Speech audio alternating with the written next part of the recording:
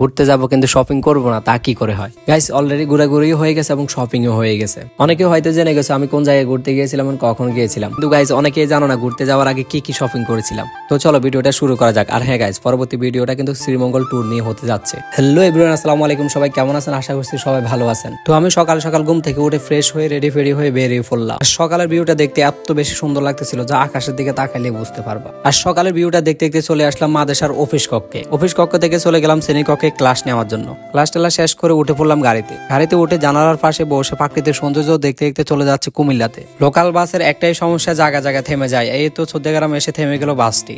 এভাবে কিছুক্ষণ বসে থাকার পর গাড়ি দিল টান, আর টানার সাথে চলে আসলাম কুমিল্লাতে এসে উঠে পড়লাম একটা অটোতে। আর অটো করে চলে যাচ্ছিলাম এখন বাসাতে। অটো থেকে নেমে পড়লাম। আর এখন দেখতেই পাচ্ছ আমি হাঁটতেছি, কারণ বাসাতে যেতে হলে আমাকে বাকি পথটা হেঁটে হেঁটে যেতে হবে। বাই দ্য ওয়ে গাইস, দেখতে পাচ্ছ অলরেডি বাসার কাছাকাছি চলে আসছি। চলো গাইস এখন বাসায় যাবো, খাওয়া দাওয়া করবো এবং রেস্ট নিবো, দেন বিকালবেলা বের হবো শপিং করতে।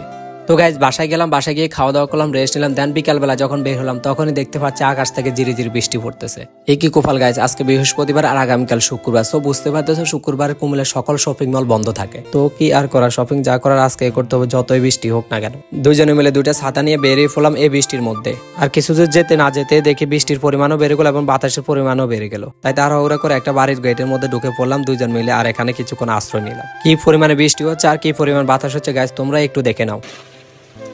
আশা করি বৃষ্টির শব্দ শুনে বুঝে গেছো কি পরিমাণে বৃষ্টি হচ্ছে। তো এখানে দাঁড়িয়ে থাকতে একটা অটো পেয়ে গেলাম আর দুইজন মিলে এই অটোতে উঠে পড়লাম। যতই বৃষ্টি হোক না কেন আজকে আমাদেরকে শপিং করতেই হবে গাইস। বৃষ্টি হলেও বেশ ভালো লাগে, কারণ ঠান্ডা ঠান্ডা একটা ফিল পাওয়া যায়। আর এদিকে দেখো গাইস, বাতাসের কারণে তেরফালের কি অবস্থা হচ্ছে। অটোর ভিতরে বসে বসে আমি বাইরের দৃশ্যগুলো দেখতেছিলাম, আর দেখতে তো বেশ ভালোই লাগতেছিল, কারণ বৃষ্টিও একটা মজার জিনিস আর দেখতে বেশ ভালোই লাগে। আর এদিকে দেখো গাইস, রাস্তার অবস্থা তো 12টায় বেজে গেল। নর্দমার সকল ময়লা রাস্তাতে উঠে পড়লো, যা আসলে পরিবেশটাকে দূষিত করে দিল। তবে গাইস দেখো এখন রাস্তা না, নদী হয়ে গেল রাস্তা। এ হলো শহর অবস্থা, একটু ভারী বৃষ্টি হলে রাস্তায় পানি উঠে পড়ে। যাই হোক গাইস, আমরা ফাইনালে চলে আসলাম কান্দিরপাড় সত্তারখানে। আর এখন আমরা দুইজন মিলে চলে যাবো 4 নাম্বার ফ্লোরে, কারণ আমাদের দুইজনের মোবাইল নষ্ট হয়ে গেছে। আর সেখানে গিয়ে আগে মোবাইল দুইটা ঠিক করতে হবে। একজন মোবাইলের চার্জার নষ্ট হয়ে গেছে আর আমার মোবাইলের নেটওয়ার্ক আইসি চলে গেছে। চলো দেখি কোন দোকানে গিয়ে মোবাইল দুইটা ঠিক করতে পারি। প্রথমে এক দোকানে গিয়ে এক ভাইয়াকে বললাম যে মোবাইলটা দেখার জন্য, দেখেন তো মোবাইলটা ঠিক করতে পারেন কিনা। উনি দেখে শুনে বললেন যে ঠিক করা যাবে, কিন্তু টাকা লাগবে বেশি। তারপর আমরা বললাম ঠিক আছে ভাইয়া, আমরা অন্য দোকানে দেখি। তো গাইজ এভাবে অনেকগুলা দোকান ঘোরাঘুরি করলাম, কিন্তু কোনো দোকানে গিয়ে ঠিক করতে পারলাম না। দেন শেষমেশ একটা দোকান পেলাম, আর সেখানে গিয়ে গিয়ে মোবাইল দুটাকে ঠিক করতে দিয়ে দিলাম, কারণ ওনার কথাবার্তা খুবই ভালো লেগেছে এবং সে সাথে অন্যদের তুলনায় তিনি কম টাকায় চার্জ করছেন। এই দোকানের ভাইয়াটাকে মোবাইল দুটা দিয়ে আমরা বসে বসে গল্প করতেছিলাম। তো পরে কোনো চিন্তা করলাম এখানে বসে থেকে লাভ নেই, আমরা আরো অনেক কিছু কেনাকাটা করতে হবে। চলো যাই আগে সেগুলো কেনাকাটা করে ফেলি। আর ঘুরতে যাবো যেহেতু অবশ্যই একটা পাওয়ার ব্যাংকের প্রয়োজন আছে। তো প্রথমেই আমরা একটা পাওয়ার ব্যাংক কেনার জন্য চলে আসলাম এক দোকানে। আর এই দোকানের নাম ছিল মোশন। তো আমরা এই দোকান থেকে 20,000 অ্যাম্পিয়ারের একটা পাওয়ার ব্যাংক কিনে নিলাম। এই পাওয়ার ব্যাংক নিয়ে একটা দুঃখজনক বিষয় আছে, তা শেয়ার করবো নেক্সট ভিডিওতে। যাই হোক, পাওয়ার ব্যাংক কিনা হয়ে গেল। তো চলে আসলাম এবার জুতা কেনার জন্য। তো অনেকগুলো জুতা ভালো করে দেখার পর এক জোড়া জুতা নিয়ে নিলাম। তো গাইজ পাওয়ার ব্যাংক কিনা হয়ে গেল, জুতা কিনা হয়ে গেল, আর কি কি বাকি আছে চলো সেগুলো দেখি। তবে আজকে মোট কথা হচ্ছে গিয়ে যা ভালো লাগে তাই কিনে নিব। এদিকে সে তার জন্য একটা টপস দেখতেছিল, তো সে এখান থেকে তার পছন্দ মতো একটা টপস নিয়ে নিল। দেন আমরা আবারও চলে আসলাম ভাইয়ের কাছে, অর্থাৎ যার কাছে মোবাইল ঠিক করতে দিয়েছিলাম। তো উনি খুব সুন্দরভাবে দুইটা মোবাইলে ঠিক করে দিয়েছেন। তো এর ফাঁকে আমি আবার একটা গেঞ্জিও কিনে নিলাম। তো এখন আমরা সত্তারখান থেকে বেরিয়ে পড়লাম, আর এখন আমরা চলে যাব নিউ মার্কেটের দিকে, কারণ আমরা যাদের সাথে ঘুরতে যাব তাদের অফিস হচ্ছে নিউ মার্কেটের 7 তলায়। তো চলো এখন নিউ মার্কেটের 7 তলা যাওয়া যাক। 7 তলা যেতে যেতে আমরা কিছু বিষয় আপনাদের সাথে শেয়ার করি। মূলত আজকে রাতে আমাদেরকে ট্যুরে যাওয়ার কথা, সেটা ছিল সুন্দরবন ট্যুর। ঘূর্ণিঝড় দানার কারণে হচ্ছে সুন্দরবন ট্যুরটা ক্যান্সেল করে দেওয়া হয়েছে।